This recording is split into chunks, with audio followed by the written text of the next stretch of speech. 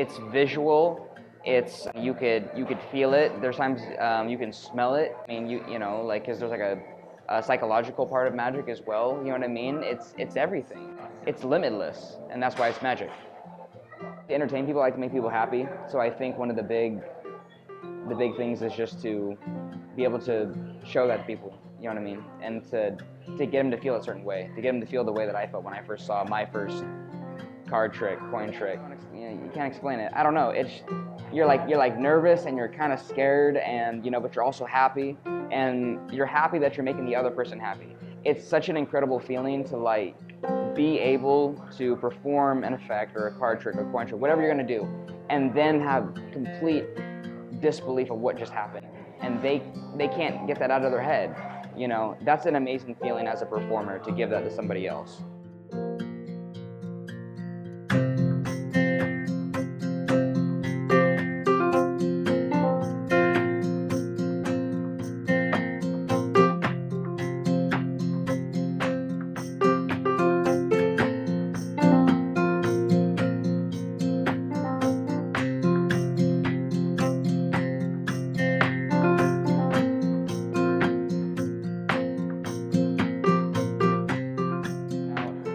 Magic is just such a mysterious thing, and I think being a magician in the 21st century, you really have to diversify yourself, because magic back in like the 1920s, 30s, when it was like really popular and whatnot, it was very vaudeville and classical, dress up in a tuxedo or a top hat, use some of the very cliche effects, you know what I mean?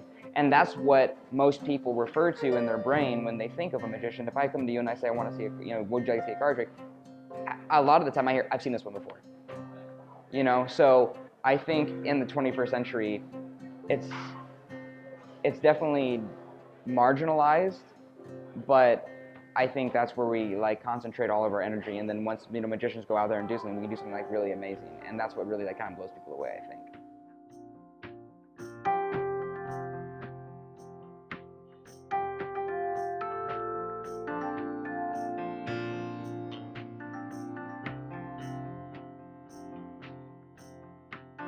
I really love cards. I think cards are beautiful.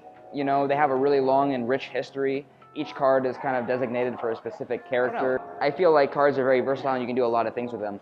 I like to do magic with my surroundings. As I said, I think earlier, magic is supposed to be organic. Magic is supposed to be you just be able to take something and pull it out of thin air. So I tried to do a lot of my routines and a lot of my things for people with objects around me. So to make it magical, to make it like, well, how did he do that? It's like.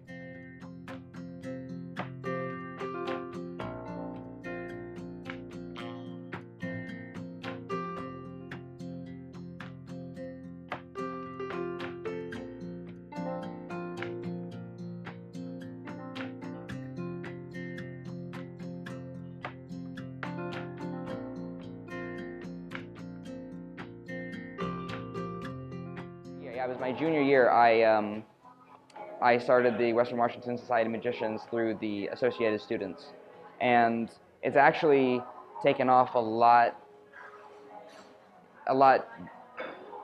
quicker than I thought it was going to be, in the sense like we get I contracted for Associated Students events and things like the Alice in Wonderland event and things like that. So, and I'm really proud of the people who've like come and who've like helped make it happen. See, this is a loop of rope. And I have extra ends. I can just take the ends and tie them on. Gives the illusion that it actually has ends. But this illusion looks very real. I don't want it to die. I don't want it to be a club to be there for like 2 years and then just kind of fade off. And it's unfortunate because like I have a couple like active like members, but they have their own agenda, you know what I mean? And they love magic, but it's not to the point of kind of like where I'm taking it. Like I want to be able to like show people and teach people.